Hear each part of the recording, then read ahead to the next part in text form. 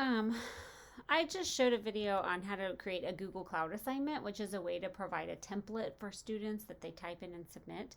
But there's two other ways that you might want to add Google Documents as either a resource for students or provide them their own copy for some reason. So I wanted to go over both of those things right now. So I created an assignment in Canvas, and I've got my instructions box here. And let's say I wanted to provide my students a resource that is in my Google Drive. Okay, so this is a document that is in a Google Doc. It could be anything in your Drive though. It could be a PDF. It doesn't matter what it is.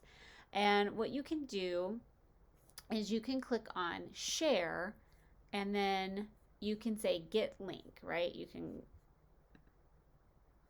copy the link. Anyone with the link can view. I'm going to copy this link, right? And then what I do is I can come over to my Canvas course and I can put GarageBand podcast instructions.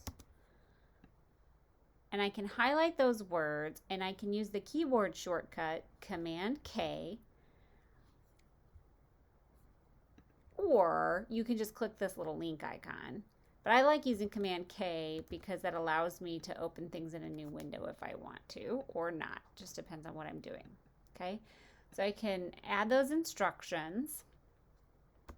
And then what I've done is just created a link so that students can click it, open it up, and they can view it, right? I might also want to give my students a copy of a document.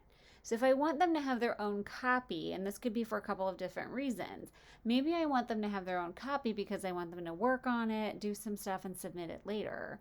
Then I can give them a copy right here. I could also just give them a copy because I want them to have it. Not that they're going to turn it back in, but I want them to have it. So here's what I would do. If you have a document like this one, this is a document that is made so that students can type into it. If I want students to have their own copy of this, then I can click Share. I can make sure that anyone with the link can view, and I'm going to copy the link. If it doesn't say anyone in Pattonville can view, then you want to click on Change, and you want to change it in your menu, however you need it to be. Okay, so I'm going to say Done. I'm going to copy the link and say Done. All right, now I've got this link copied. I'm going to go to Canvas, and I can say make a copy of the engineering notebook. Select this text and either use link or Command K, either one, and paste the link in. Well, this is one of those things to kind of pay attention to. Here's this Google Doc. I want my kids to have a copy, right? So if I look in here, the very end of the link always says edit.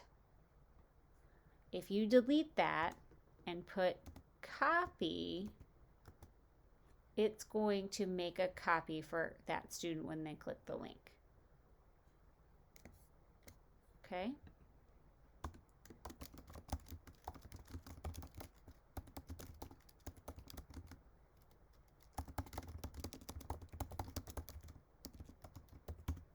Then I would put further instructions.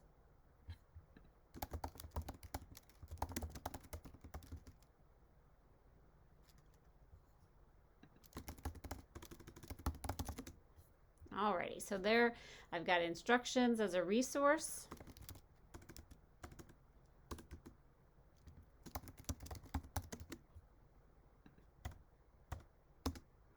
And then I've got make a copy. Okay, so those two different Google Docs are serving two different purposes.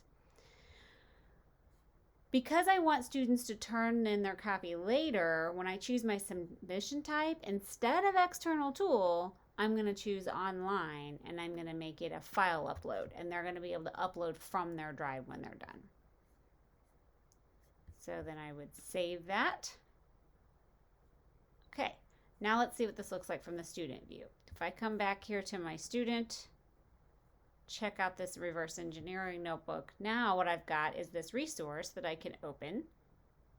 and oh, it's just a document I can view. See, I don't have edit access to this. I can just view it, right? So it's just a resource for me.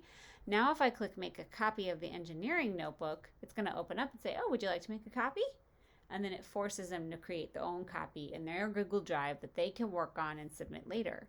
And then when I'm done as a student, I can click submit assignment, and I can come over here and go to Google Drive, and I can upload that document whenever I'm done.